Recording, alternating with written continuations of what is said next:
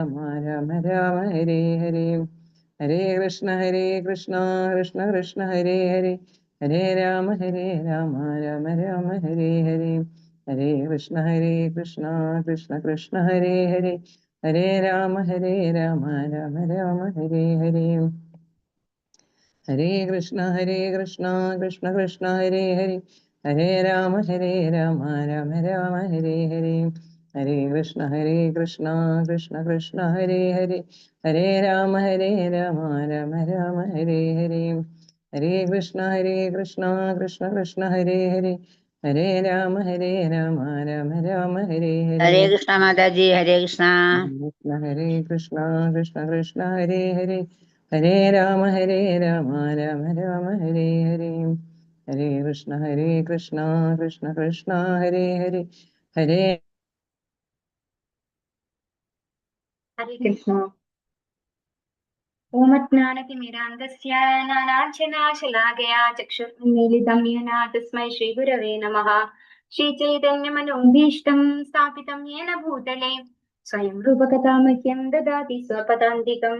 വന്ദേഹം ശ്രീഗുരു ശ്രീയുതപദകമലം ശ്രീഗുരുन् വൈഷ്ണവാംശ ശ്രീരൂപം സാഗ്രജാതം സാഗണരഘുനാഥാന്വിതം തം സജീവം സാദ്വൈതം സാവധൂതം പരിജനസഹിതം കൃഷ്ണചൈതന്യദേവം ശ്രീരാധാകൃഷ്ണപാദാൻ സഹഗണ ലളിതാ ശ്രീ വിശാഖാന്വിതാംശ. നമോ വിഷ്ണുപാദായ കൃഷ്ണപൃഷ്ഠായ ഭൂതലേ ശ്രീമതേ ഭക്തിവേദാന്ത സ്വാമിനിധി നാമിനെ. നമസ്തേ സാരസ്വതേ ദേവേ ഗൗരവാണി പ്രചാരിണേ നിർവിശേഷ ശൂന്യവാദി പാശ്ചാത്യ ദേശകാരിണേ. വാഞ്ചാകൽപതരുഭ്യശ്ച കൃപാ സിന്ധുഭ്യവ ച പതിതാനാം പാവനേഭ്യോ വൈഷ്ണവേഭ്യോ നമോ നമഃ. ഹേ കൃഷ്ണ കരുണാ സിന്ധു ദീനബന്ധു ജഗത്പദേ ഗോപേശ ഗോപികാ കാന്ത രാധാ കാന്ത നമോസ്തുതേ.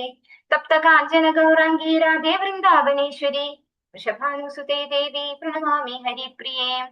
ജയ ശ്രീകൃഷ്ണ ചൈതന്യ പ്രഭു നിത്യാനന്ദ ശ്രീ അദ്വൈത ഗദാധര ശ്രീവാസാദി ഗൗരഭക്ത വൃന്ദ. ഹരേ കൃഷ്ണ കൃഷ്ണ കൃഷ്ണ ഹരേ ഹരേ ഹരേ രാമ രാമ രാമ ഹരേ ഹരേ. ഹരേ കൃഷ്ണ. ശ്രീ രാധാ ഗോവിന്ദ് മന്ദിർ ഇസ്കോൺ മാംഗ്ലൂരിന്റെ ഷോർട്ട് ഭാഗവതം ക്ലാസ്സിലേക്ക് എല്ലാ ഭക്തന്മാർക്കും സ്വാഗതം. ഹരേ കൃഷ്ണ. ഹരേ കൃഷ്ണ മാതാജി.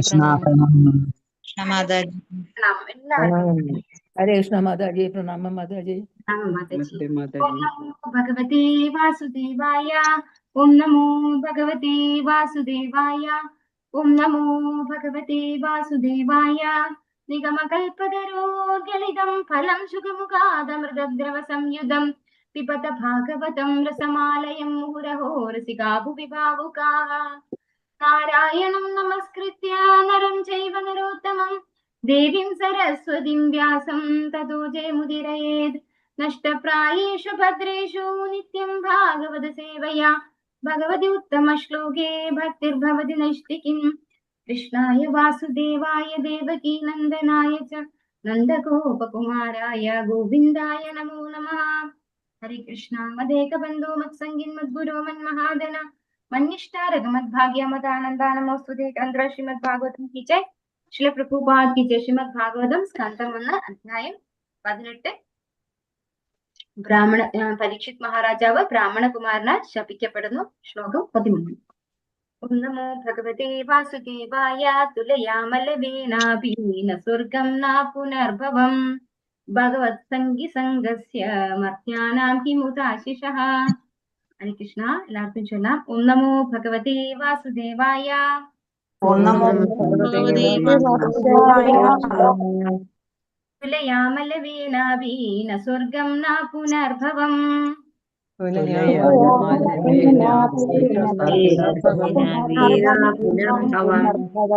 ഭഗവത് സംഗി സംഗസ്യ മർത്യാനാം കിമുദാശിഷഃ.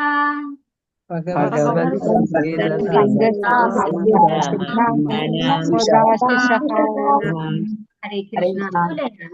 തുലയാമ തുലനം ചെയ്യുക. ലവേന ഒരു നിമിഷത്തിലെ.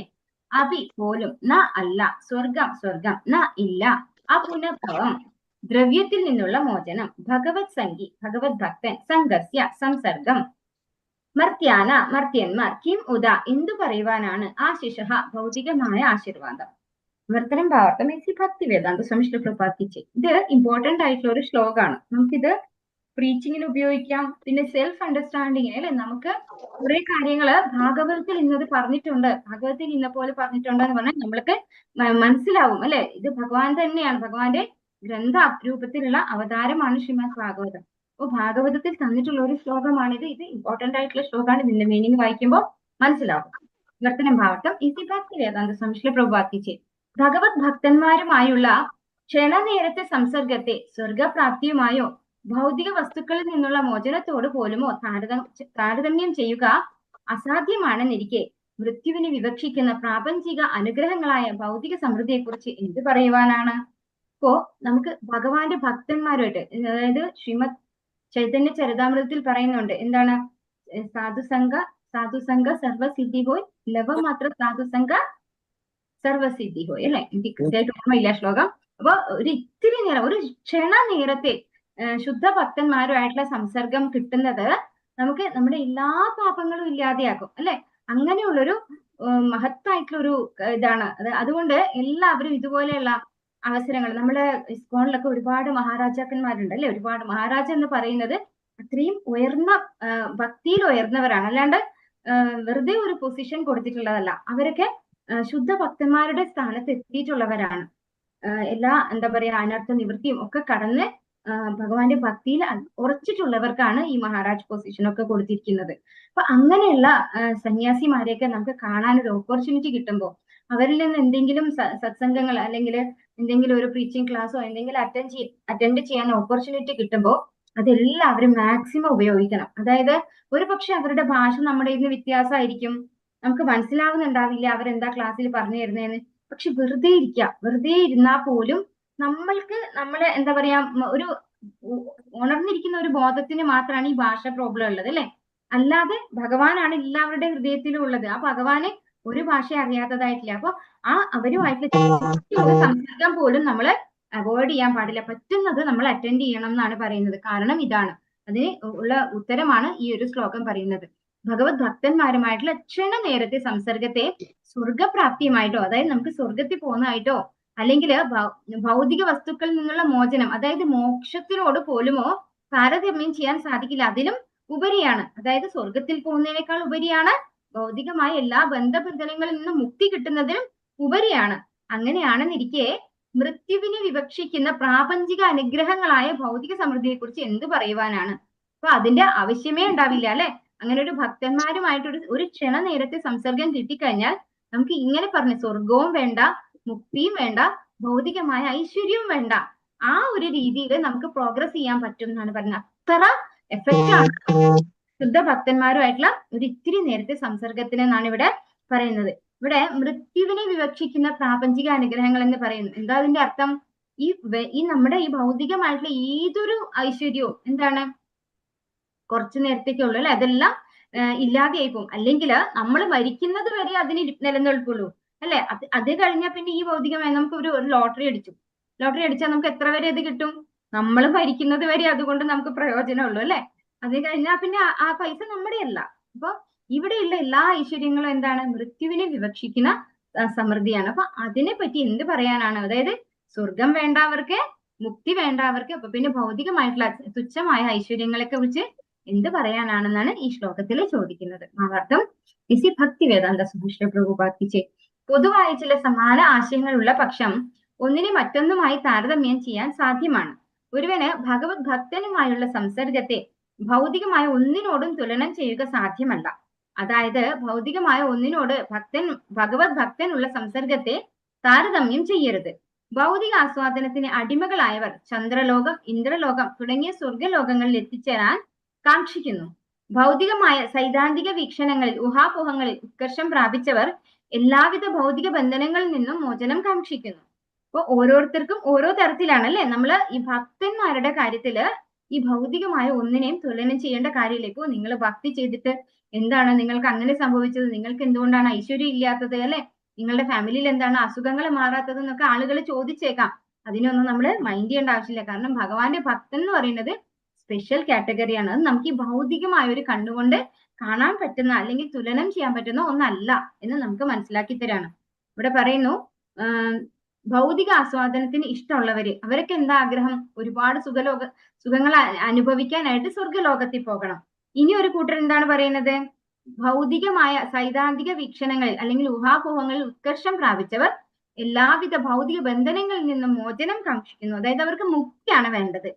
എല്ലാവിധ ഭൗതിക പുരോഗതികളിലും മോഹഭംഗം ഉണ്ടായ ഒരുവൻ അപുനർഭവ എന്ന് വിളിക്കപ്പെടുന്ന പുനർജന്മരാഹിത്യം അഥവാ വിപരീത സ്വഭാവത്തിലുള്ള മോക്ഷം കാക്ഷിക്കുന്നു.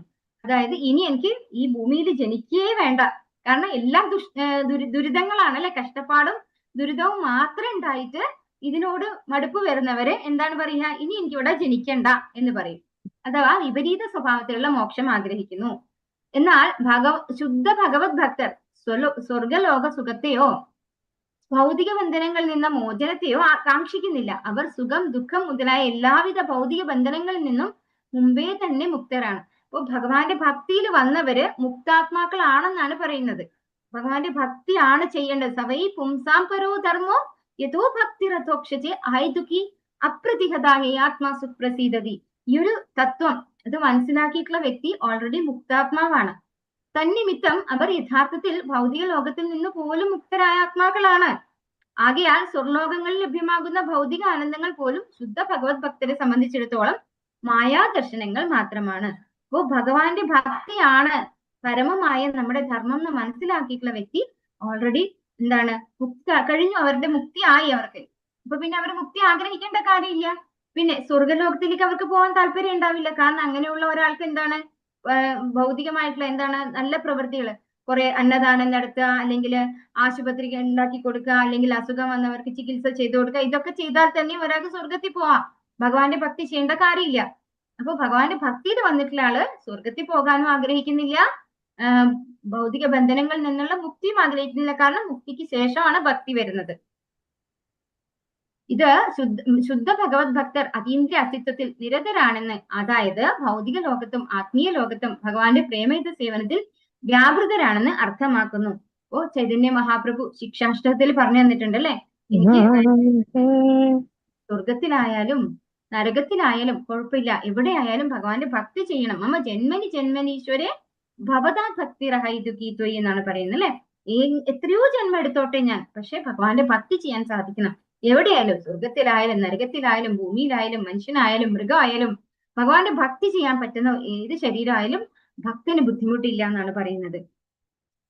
ഓഫീസിലായാലും വീട്ടിലായാലും അല്ലെങ്കിൽ മറ്റേതെങ്കിലും സ്ഥലത്തായിരുന്നാലും ഒരു സർക്കാർ ഉദ്യോഗസ്ഥൻ ഒരുപോലെ തന്നെയാകുന്നു. അതുപോലെ തന്നെയാണ് ഒരു ശുദ്ധ ഭഗവത് ഭക്തനും. അയാൾ സദാ ഭഗവാന്റെ അതീന്ദ്രിയ സേവനത്തിൽ മുഴുകിയിരിക്കുന്നു. അതിനാൽ ഭൗതികമായ കാര്യങ്ങളിൽ അയാൾക്ക് യാതൊരുവിധ താല്പര്യവുമില്ല. ഭൗതികമായ ഒന്നിലും ഭക്തന് താല്പര്യമില്ലായകയാൽ മരണത്തോടുകൂടി അവസാനിക്കുന്ന ഭൗതിക അനുഗ്രഹങ്ങളായ രാജാധികാരത്തിൽ നിന്നോ അതുപോലുള്ള മറ്റേതെങ്കിലും അധികാരങ്ങളിൽ നിന്നോ ഏതെങ്കിലും വിധത്തിലുള്ള ആനന്ദം ഭക്തന് എങ്ങനെ ലഭിക്കും? ഭക്തിയുത സേവനം ശാശ്വതവും ആത്മീയവുമാകിയാൽ അതിന് അവസാനമില്ല. ഒരു ശുദ്ധ ഭക്തന്റെ സ്വത്ത് ഭൗതിക സ്വത്തിൽ നിന്നും തികച്ചും വ്യത്യസ്തമാകിയാൽ രണ്ടും തമ്മിൽ യാതൊരു വിധത്തിലുള്ള താരതമ്യവും പാടില്ല. സുത ഗോസ്വാമി ഒരു ശുദ്ധ ഭഗവത് ഭക്തനായിരുന്നു. ആകയാൽ നൈമിഷാരണ്യത്തിലെ ഋഷിമാരുമായുള്ള അദ്ദേഹത്തിന്റെ സംസർഗം അതിവിശിഷ്ടമാണ്. അപ്പോ ഈ ഒരു ശ്ലോകവും പറയുന്നത് ആരാണ്? ശൗനകാദി മഹർഷിമാരാണ് അല്ലെ.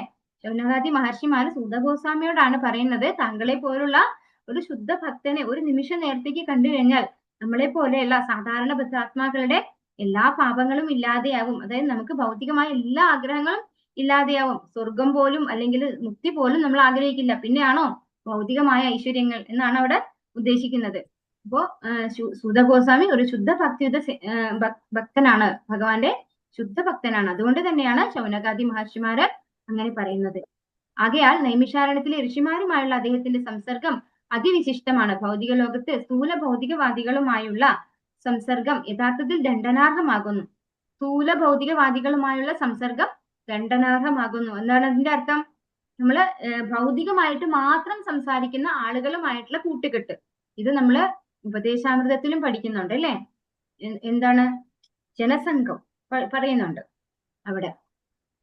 ആ ജനസംഘം ഇല്ലാതെയാക്കണം എന്ന് പറയുന്നത്. അത് എന്താണെന്ന് പറയുന്നത്? ദണ്ഡനാർഹമാകുന്നു എന്ന് പറയുന്നു. അപ്പൊ നമ്മള് ഒരു ലേശം ഭക്തിയിലേക്ക് പുരോഗമിക്കുന്ന ആളാണെങ്കിലും ഇത്തരത്തിലുള്ള ആളുകളുമായി കൂട്ടുകൂടി കഴിഞ്ഞാൽ എന്ത് സംഭവിക്കും? അവർ തിരിച്ചു പോകും അല്ലെ. ഭക്തിയിലേക്ക് നമ്മളൊന്ന് കാലെടുത്ത് വെച്ചിട്ടേ ഉണ്ടാവുള്ളൂ. അപ്പോഴാണ് മുഴുവനും നമ്മളെ ഭൗതികമായിട്ട് മാത്രം പ്രേരിപ്പിക്കുകയും അതിനനുസരിച്ചുള്ള സംസാരം മാത്രമുള്ള ഒരു കൂട്ടുകെട്ടാണ് നമുക്ക് വരുന്നതെങ്കിൽ നമ്മൾ പോലും അറിയില്ല, നമ്മൾ അവരുടെ കൂട്ടത്തിലായി പോവുകയാണ് ചെയ്യുക. അതുകൊണ്ടാണ് പറയുന്നത് അത്തരത്തിലുള്ള ആളുകളുമായിട്ടുള്ള സംസർഗം നമ്മൾ കഴിയുന്നത്ര ഒഴിവാക്കണം. ഭൗതികവാദിയെ യോഷിത് സംഘി അല്ലെങ്കിൽ ഭൗതിക ആസ്വാദനങ്ങളിൽ അത്യന്തം അഭിനിവേശമുള്ളവൻ സ്ത്രീകളിലും മറ്റു വിഷയങ്ങളിലും എന്ന് വിശേഷിപ്പിക്കുന്നു. അത്തരം ബന്ധം അഥവാ അഭിനിവേശം വ്യവസ്ഥീകൃതമാണ്, എന്തെന്നാൽ അത് ജീവിതത്തിന്റെ ഐശ്വര്യവും അനുഗ്രഹങ്ങളും നശിപ്പിക്കുന്നു. ഭഗവാന്റെ നാമരൂപ ഗുണങ്ങൾ മുതലായവയുമായി സദാ സംസർഗം പുലർത്തുന്ന ഭഗവത് സംഘി ഇതിന്റെ നേരെ വിപരീതമാണ്. അത്തരം സംസർഗം സദാ അഭികാമ്യമാണ്, ആരാധ്യമാണ്, മൂല്യമുള്ളതാണ്. മാത്രവുമല്ല ജീവിതത്തിന്റെ പരമലക്ഷ്യമായ ഒരുവൻ ഇതിനെ സ്വീകരിക്കാവുന്നതാണ്. അപ്പൊ നമ്മള് അസത് സംഘം ഒഴിവാക്കിയിട്ട് സത്സംഗം സ്വീകരിക്കണം. അതാണ് ഇവിടെ പറയുന്നത്. ഇപ്പൊ തുടക്കത്തില് ഭക്തിയില് തുടക്കത്തിലുള്ള ആളുകൾക്കാണ് ഏറ്റവും ബുദ്ധിമുട്ട്. കാരണം എന്തുകൊണ്ടാണ്? ഉറച്ച് വിശ്വാസം വന്നിട്ടില്ല. അതുപോലെ നമുക്ക് എല്ലാവർക്കും പറഞ്ഞു കൊടുക്കാനും ആവില്ല, അല്ലെ ഇതാണ് ചെയ്യേണ്ടതെന്ന് പറഞ്ഞു കൊടുക്കാനും ആവില്ല. നമുക്കും അടിയുറച്ച വിശ്വാസം വന്നിട്ടില്ല. അപ്പോൾ ഇത്തരത്തിലുള്ള ആളുകളുടെ സംസർഗം ഉണ്ടായി കഴിഞ്ഞാല് തീർച്ചയായിട്ടും നമ്മളുടെ ഉള്ള ഭക്തി പോയിട്ട് നമ്മൾ അവരുടേത് പോലെ ആയി മാറുകയാണ് ചെയ്യുക. അപ്പൊ നമ്മൾ എന്ത് ചെയ്യണം? നമ്മൾ ഫോഴ്സ്ഫുള്ളി നമ്മളെ കൺട്രോൾ ചെയ്യണം.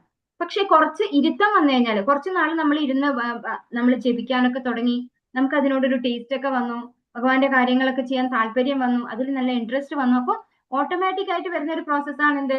ഭൗതികമായ ഇതിനോടുള്ള ഒരു വിരക്തി എന്ന് പറയുന്നത്. അത് സ്വാഭാവികമായിട്ട് വരും.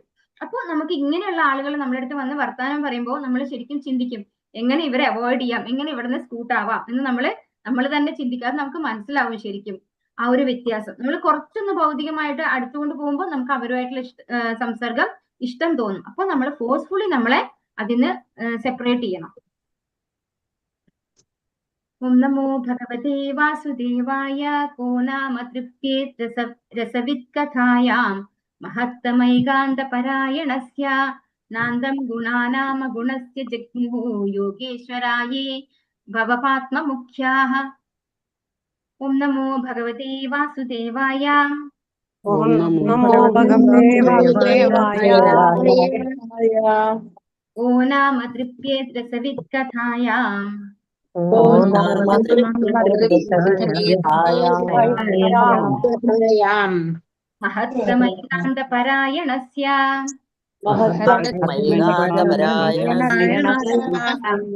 നാന്തം ഗുണാനാം അഗുണസ്യ ജഗ്മുഃ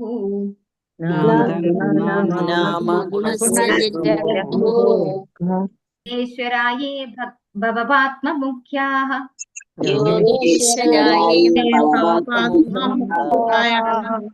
ഹരേ കൃഷ്ണ.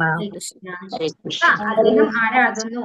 നാമ സവിശേഷമായി തൃപ്തിയെ പൂർണ്ണ സംതൃപ്തി ലഭിക്കുക. രസവിത് ആസ്വാദ്യമായ പീയൂഷം ആസ്വദിക്കുന്നതിൽ വിദഗ്ധർ. കഥായ വിഷയങ്ങളെ സംബന്ധിച്ച് കഥകൾ. മഹത്തമ ജീവാത്മാക്കളിൽ അതിശ്രേഷ്ഠനായവൻ. ഏകാന്ത മുഴുവനായി. പരായണസ്യ അഭയദാതാവായവന്റെ. ന ഒരിക്കലുമില്ല. അന്തം അവസാനം. ഗുണാനം ഗുണങ്ങളെ. അഗുണസ്യ ആത്മജ്ഞാനപരമായ. ജഗ്മു നിശ്ചയം വരുത്തും. യോഗ ഈശ്വരാഹ മായാശക്തികളുടെ അധിപൻ യോഗീശ്വരൻ. യേ അവയല്ല. ഭവ ശിവൻ. പാത്മ ബ്രഹ്മാവ്. മുഖ്യാഹ അധിപന്മാർ. വർത്തനം ഭാവാർത്ഥം ഇസി ബാത് കി വേദാന്ത സ്വാമി ശ്രീല പ്രഭുപാദ് കി ജയ്. പരമദിവ്യോത്തമ പുരുഷനായ ശ്രീകൃഷ്ണ ഭഗവാൻ ഗോവിന്ദൻ ശ്രേഷ്ഠരായ സകല ജീവാത്മാക്കളുടെയും ഏക ആശ്രയമാണ്. മായാശക്തികളുടെ മഹാ ആചാര്യന്മാരായ ശിവ ബ്രഹ്മ ദേവന്മാർക്ക് പോലും അദ്ദേഹത്തിന്റെ അതീന്ദ്രിയ ഗുണങ്ങളുടെ വ്യാപ്തി മനസ്സിലാക്കാൻ സാധ്യമായിട്ടില്ല. ഇമ്പമേറിയ പീയൂഷം രസം നുകരുന്നതിൽ നിപുണരായ ആരെങ്കിലും എപ്പോഴെങ്കിലും ഭഗവത് സംബന്ധ വിഷയങ്ങൾ ശ്രവിക്കുന്നതിൽ പൂർണ്ണ സംതൃപ്തരായിട്ടുണ്ടോ? ഇത് നമ്മൾക്ക് ഭഗവത്ഗീതയില് ഭഗവാനോട് അർജുനനും പറയുന്നുണ്ട് അല്ലെ. ഭഗവാനെ കുറിച്ച് എത്ര കേട്ടാലും മതി വരുന്നില്ല, ഇനിയും പറയൂ ഭഗവാനെ കുറിച്ച്, ഭഗവാന്റെ മഹത്വങ്ങളെ കുറിച്ച് ഇനിയും പറയൂ എന്ന് അർജുനൻ പറയുന്നുണ്ട്. അത് തന്നെയാണ് ഇവിടെയും പറയുന്നത്. ഇവിടെ എന്താ പറയുന്നത്? ഭഗവാൻ ശ്രീകൃഷ്ണ ഭഗവാനെ കുറിച്ച് എല്ലാവർക്കും ആശ്രയമാണ് ശ്രീകൃഷ്ണ ഭഗവാൻ അല്ലെ. ഭഗവാൻ പറയുന്നുണ്ട് ഭഗവാനാണ് എല്ലാത്തിന്റെയും പ്രഭവസ്ഥാനം, ഭഗവാനാണ് എല്ലാവരുടെയും ആശ്രയസ്ഥാനം എന്ന് ഭഗവാൻ പറയുന്നുണ്ട്. അപ്പൊ എല്ലാവരുടെയും ആശ്രയമായിട്ടുള്ള ഭഗവാനെ മായാശക്തികളുടെ മഹാ ആചാര്യന്മാരായ ശിവ ബ്രഹ്മദേവന്മാർക്ക് പോലും ഭഗവാന്റെ അതീന്ദ്രിയ ഗുണങ്ങളുടെ വ്യാപ്തി മനസ്സിലാക്കാൻ സാധ്യമായിട്ടില്ല. ഒരു കഥ കേട്ടിട്ടുണ്ടോ എല്ലാവരും? പിന്നെ മഹാവിഷ്ണുവിന്റെ നാഭി പത്മത്തിൽ നിന്ന് വന്നിട്ടുള്ളതാണ് ബ്രഹ്മാവ് അല്ലെ, ബ്രഹ്മാവും ശിവനും കൂടി ഇതിന്റെ അറ്റം കാണാൻ വേണ്ടി പോയ കഥ കേട്ടിട്ടുണ്ടോ? കൈതപ്പൂവിന്റെ കൈതപ്പല്ല, നമ്മുടെ ആ ഇതില്ലേ, എന്താണ് ഭഗവാന്റെ നാഭീപത്മം വരുന്ന ആ ഒരു താമരത്തണ്ടിന്റെ അറ്റമാണ് ആദ്യം എന്തോ ഇല്ലാത്ത അത് കാണാൻ പറ്റിയിട്ടില്ല. അപ്പൊ ശിവനും ബ്രഹ്മാവിനും പോലും ഭഗവാനെ കുറിച്ച് പൂർണ്ണമായിട്ട് മനസ്സിലാക്കാൻ സാധിച്ചിട്ടില്ല എന്നാണ് പറയുന്നത്. ഇമ്പമേറിയ പീയൂഷം രസം നുകരുന്നതിൽ നിപുണരായ ആരെങ്കിലും എപ്പോഴെങ്കിലും ഭഗവത് സംബന്ധ വിഷയങ്ങൾ ശ്രവിക്കുന്നതിൽ പൂർണ്ണ സംതൃപ്തരായിട്ടുണ്ടോ? അപ്പോ ഇമ്പമേറിയ പീയൂഷം രസം അത് നുകരാൻ താല്പര്യപ്പെട്ടിട്ടുള്ള ഒരാൾ, അല്ലെങ്കിൽ അത് നുകർന്ന് മനസ്സിലാക്കിയിട്ടുള്ള ഒരാൾ, അത് അത്രയാണ് ഭഗവാന്റെ സംബന്ധിക്കുന്ന കാര്യങ്ങൾ കേൾക്കുമ്പോൾ നമ്മുടെ ശരിക്കും ഈ ഭൗതിക മാലിന്യങ്ങളിൽ ഇരിക്കുന്നത് കൊണ്ടാണ് നമുക്ക് ഇത് പറയുമ്പോൾ ഒരു എക്സാജറേഷൻ ആയിട്ട് തോന്നുന്നത്. നമ്മളുടെ ഭൗതിക മാലിന്യങ്ങളിൽ നിന്ന് നമ്മൾ മുക്തമായി കഴിഞ്ഞാല് ഭഗവാനെ സംബന്ധിക്കുന്ന കാര്യങ്ങൾ എന്ന് പറഞ്ഞാൽ അതത്ര ആസ്വാദ്യമാണെന്നാണ് പറയുന്നത്. നമ്മള് വേണുഗീതം എല്ലാം വായിക്കുമ്പോൾ നമുക്ക് ശരിക്കും മനസ്സിലാവും ഭഗവാന്റെ ഭക്തന്മാർക്ക് ഭഗവാന്റെ ഓരോ കാര്യങ്ങളിലും വരുന്ന ഒരു താല്പര്യം, അല്ലെങ്കിൽ ഒരു സന്തോഷം, അല്ലെങ്കിൽ ഒരു ആനന്ദം എത്രമാത്രമാണെന്നുള്ളത്. ഗോപികമാരൊക്കെ അനുഭവിച്ച ആ സന്തോഷം എന്താണെന്ന് നമുക്കറിയാത്തത് നമ്മൾ അവരുടെ ലെവലിലൊന്നും എത്താൻ സാധിക്കാത്തത് കൊണ്ടാണ്. അപ്പോ ഭഗവാന്റെ ഭക്തിയിൽ ഉറച്ച ശുദ്ധ ഭക്തന്മാർക്ക് എന്താണ് ഈ പീയൂഷം നുകരുമ്പോൾ ഉണ്ടാകുന്ന സുഖം, അത് ഒരിക്കലും അത് സംതൃപ്തി വരില്ല, അവർക്ക് മതിയാവില്ല. ഇനിയും പറയൂ എന്ന് പറയല്ലേ, ഭഗവാനെ കുറിച്ച് കേൾക്കുമ്പോൾ മതിയാവില്ല അവർക്ക്. ഭാവാർത്ഥം ഇസി ഭക്തി വേദാന്ത സംശ്ല പ്രഭുപാക്കിച്ചേ. ശിവനും ബ്രഹ്മാവും രണ്ട് പ്രമുഖ ദേവന്മാരാണ്. അവരിരുവരും മായാശക്തികളാൽ സമ്പൂർണരാണ്. ദൃഷ്ടാന്തമായി ഒരു സാധാരണ മനുഷ്യനെ കൊല്ലാൻ ഒരു തുള്ളി തന്നെ, വളരെ ധാരാളമായ കൊടും വിഷത്തിന്റെ ഒരു സാഗരം തന്നെ ശിവൻ പാനം ചെയ്തു.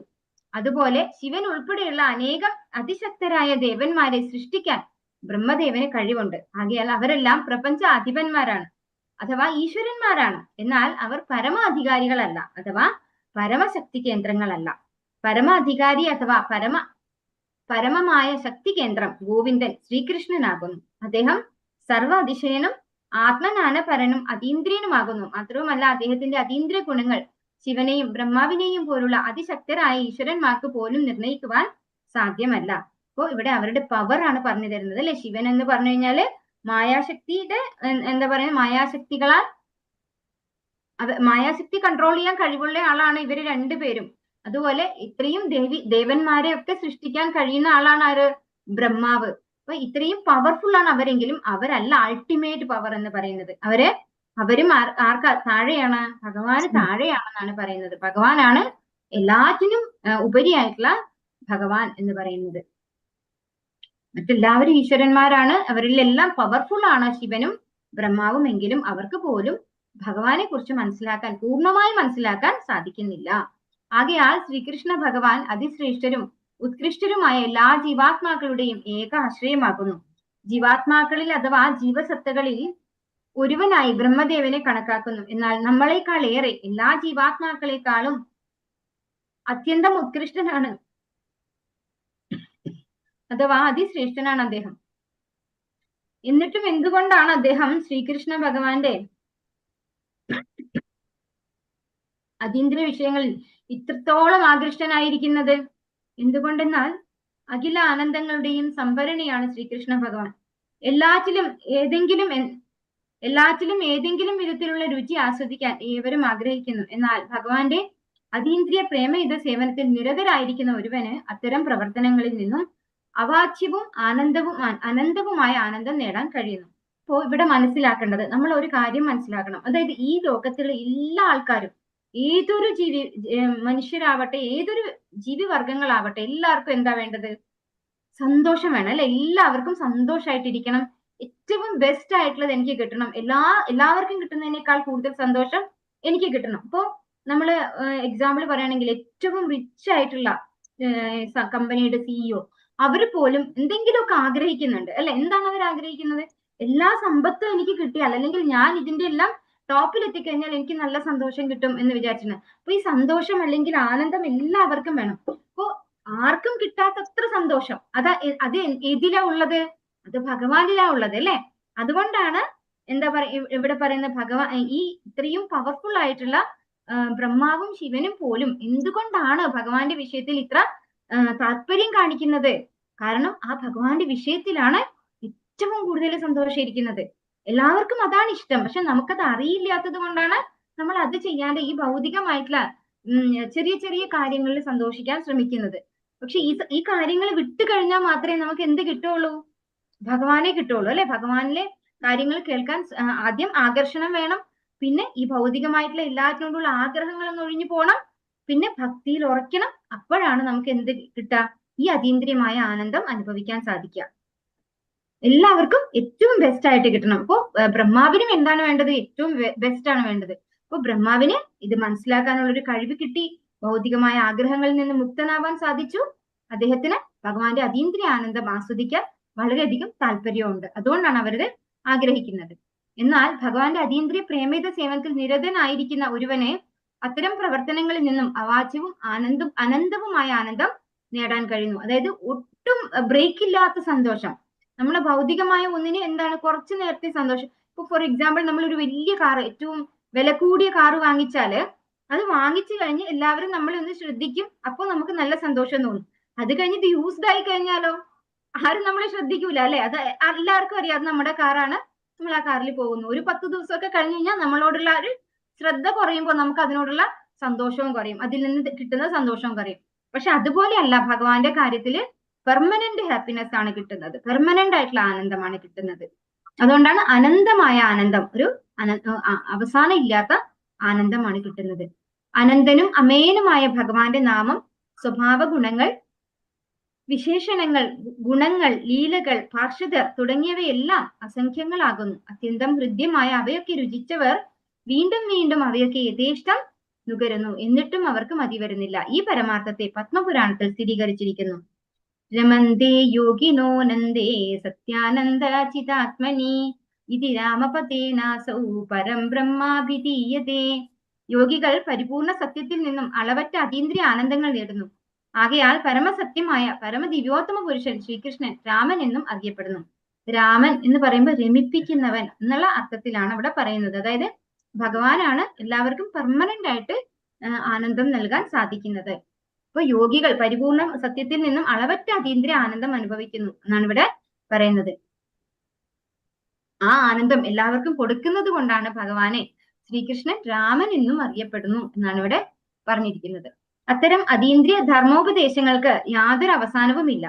ലൗകിക ബന്ധങ്ങളിൽ പരിപൂർണ തൃപ്തി എന്നൊന്നുണ്ട്, എന്നാൽ അതീന്ദ്രിയതയിൽ നിറവ് അഥവാ പൂർണ്ണ തൃപ്തി എന്നൊന്നില്ല. സൂതഗോസ്വാമി നൈമിഷാരണ്യത്തിലെ ഋഷിമാരോട് ശ്രീകൃഷ്ണ ഭഗവാനെ സംബന്ധിക്കുന്ന വിഷയങ്ങളെ കുറിച്ച് തുടർന്ന് വർണ്ണിക്കുവാൻ ആഗ്രഹിച്ചു. ഋഷിമാരും ഭഗവാനെ കുറിച്ച് ഇടതടവില്ലാതെ ശ്രവിക്കുവാൻ തയ്യാറാണെന്നുള്ള അവരുടെ ഇംഗിതവും പ്രകടിപ്പിച്ചു. ഭഗവാൻ സർവാതിശയനും അതീന്ദ്രിയനും ആകയാൽ അദ്ദേഹത്തിന്റെ ഗുണങ്ങൾ അതീന്ദ്രിയങ്ങളാണ്. അത്തരം ധർമ്മോപദേശങ്ങൾ ശുദ്ധ അവബോധമുള്ള ഭക്തന്മാരുടെ ശ്രവിക്കാനുള്ള ആഗ്രഹത്തെ വർദ്ധിപ്പിക്കുന്നു.